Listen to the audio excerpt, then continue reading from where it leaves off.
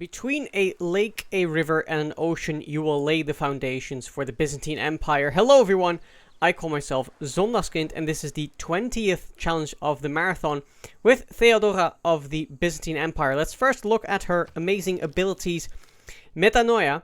Holy sites provide culture equal to their adjacency bonus. This on its own is already excellent.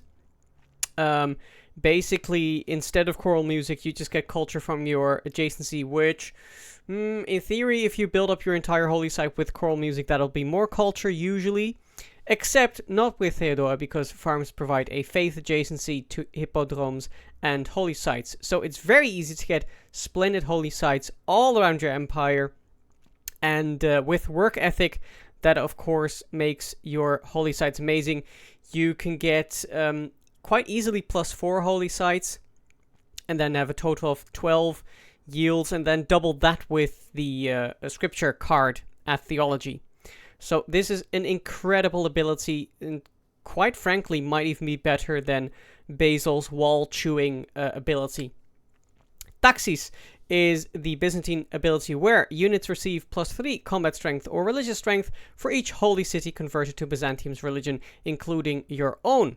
This means you definitely want a religion, which is made easier because you get 1 great prophet point extra from cities with a holy site district, which of course is very nice because you're already getting good holy sites with Theodora. And Byzantine's religion is spread to nearby cities when defeating a unit belonging to an enemy civilization or city-state. So it makes it a lot easier to go for conversions. You can convert with your military, and you can take over cities with your religion. Crusade is a very popular belief for Byzantium. So an incredible set of abilities right here. The Dromon is, in my opinion, a quite undervalued unique naval unit. Replaces the quadrireme, has additional range. That is the big part here, that has 2 range instead of 1. And I talk more about it in my unique unit tier list, but this is basically the biggest reason I value this unit a lot. And it received 10 combat strength against units. That's both on land and in the water. That the Dromon is just better against units, which is great. And then the Hippodrome is the unique entertainment complex replacement. Provides 3 amenities instead of 1, so that's nice. It's of course cheaper to build that with all unique districts. And when the Hippodrome and buildings in the district are constructed, you receive a heavy cavalry unit. That's great, especially if you can time it so that you get it right as you unlock knights, right as you unlock cuirassiers, right as you unlock tanks. You can just get a very big army in basically no time. Units granted from this district do not have a resource maintenance cost. That's especially nice once you get to tanks. Cannot be built in a city with a water park.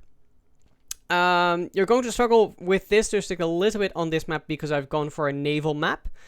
But in general, the Hippodrome is quite a nice district.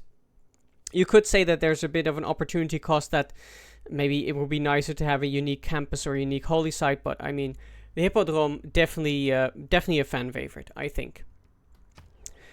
Then let's look at the achievements I want you to do on this map. And they're all linked to theater. So, Theodore is actually a Dutch award for Best Stage Actress. No relation to Theodora. Build a splendid theater square. That means that it's +3 adjacency at the moment it's built. I wish the crowd to feel well treated is the translation of the German sentence Ich wünschte sehr der Menge zu behagen from Faust. Finished without any cities with an amenity deficit. So that means that all cities are at least content. All the world's a stage is, of course, a famous line from Shakespeare's As You Like It. Finish the game as the culture victory leader. That means that you have the most visiting tourists divided by domestic tourists you need to get. Break the fourth wall, in case you don't know it from film already, is a term where you acknowledge the audience and maybe even talk directly to the audience in theater. Finish without any non-splendid holy sites in cities you founded, so no holy site in a city you founded can be 2 adjacency or lower. And taking the Bechdel test way too seriously, finish the game allied to all remaining female leaders or at war with all of them.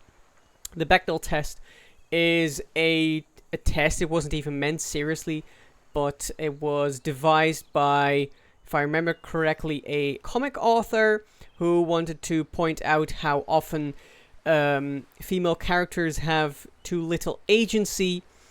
And so the test is that you need to have at least 2 female characters who have names and who talk to each other about something other than a man. And the point of the test is not that if a piece of media passes the test, then it's a good piece of media, but it's to point out how often films or pieces of theater or stories miss the mark even on that very simple test. So that's the 5 achievements I have for you. You're playing on a small archipelago map with abundant resources, old world age, so you have more flat tiles, against Zetian of China, Tamar of Georgia, Sundiata Keita of Mali, Muhteşem Suleiman of the Ottomans, and Kristina of Sweden. And I have for you this starting map where you're between a lake, between a river, between an ocean. Since it's archipelago, you're definitely going to want to do some stuff with boats, some stuff with harbors, and especially with these chops with a couple of decent resources around you, you should be able to get the game going. So if you don't want to know how I did these achievements, you want to remain unspoiled, then you have to click away now, because after the beep, I will show you my endgame save and how I did the achievements. So here we are at turn 214. We're looking at a turn 213 diplomacy victory. We are very close to Chocolate Hills. That's where I settled Constantinople, a little bit to the west of where I started on this lake. Then was very lucky to get Dance of the Aurora, and of course from then on went for a religion with the first holy site over here next to Chocolate Hills. We have Chocodramonism, because we are next to Chocolate Hills, and of course I wanted to use the Dromons a bit. We took Dance of the Aurora as a pantheon. Work ethic, we took Tithe initially for gold for each city following the religion, and then later I picked up Pagodas and Crusade. Like I said, I wanted to make Dromons work a bit. Didn't pan out entirely as I hoped, because I could befriend Mali relatively soon, and then the Ottomans just didn't really want to play along, didn't send any units in a range where I could attack them. So even with the extra range the Dromon had, tough to do. So just imagine how bad the quadrime would have been. So instead I took my Dromons to Rapa Nui, which they didn't have any envoys from me. And I believe at that point already had 5 envoys in them. And just took them out. And was just able to hang on in terms of loyalty. Timbuktu was settled later. Did a lot of settling. I took a Warlord's Throne, but that actually was a bit of a mistake. And so, almost just to make Warlord's Throne work, I did a war against Sweden later, where I took out Helsingborg, Umeå, Göteborg, and Stockholm. With all the rest of the civs, I allied and was very friendly with for a lot of diplomatic favor from the walls, Renaissance walls in almost every city where it counts. A bunch of suzerainties, of course, from alliances, extra from Orsaghas as well. Because yeah, we got Mahabodhi Temple, we got Kilwa over here, and Colossus in the same turn. I got Potala Palace, I believe in Constantinople as well. Yeah, in Constantinople. Got Orsaghas in Thessalonica. Got Forbidden City in Antioch. And once we got to enough points to take home the victory, finished with a Great Engineer, Statue of Liberty in Rapa Nui. I think in terms of the diplomacy points, 2 came from a resolution, 4 from Statue of Liberty, 2 from Mahabodhi, 1 from Potala. So 1 was from the civic global warming mitigation, and the rest is all from Congress participation. I don't think there was an aid request this game, which could have sped up the game quite considerably, but it was not to be. Let's look at the achievements.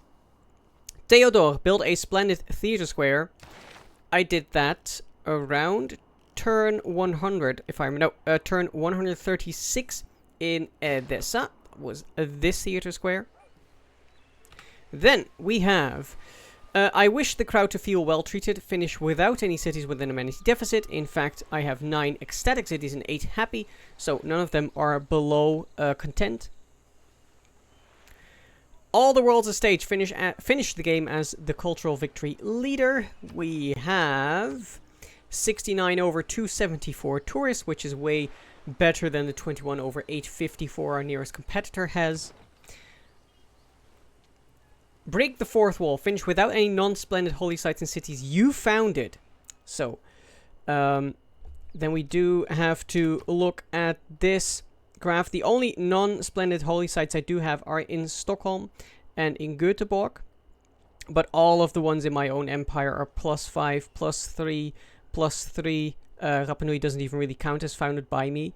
+5 here, +6, +8. Again, Density Aurora doing some work there, +6, +6. So yeah, got that achievement as well. And then, taking the Bechdel test way too seriously, finish the game allied to all remaining female leaders or at war with all of them. Well, I finished the game allied to Tamar and Zetian, and I took out Kristina. So that counts as well. So if you like this video, then do please leave a like. If you have a comment, then do please leave a comment. And you can subscribe and ding the bell so you know when the next challenge goes live. That will be a culture challenge with Korea, with Sondok. So we will see you then. Bye bye.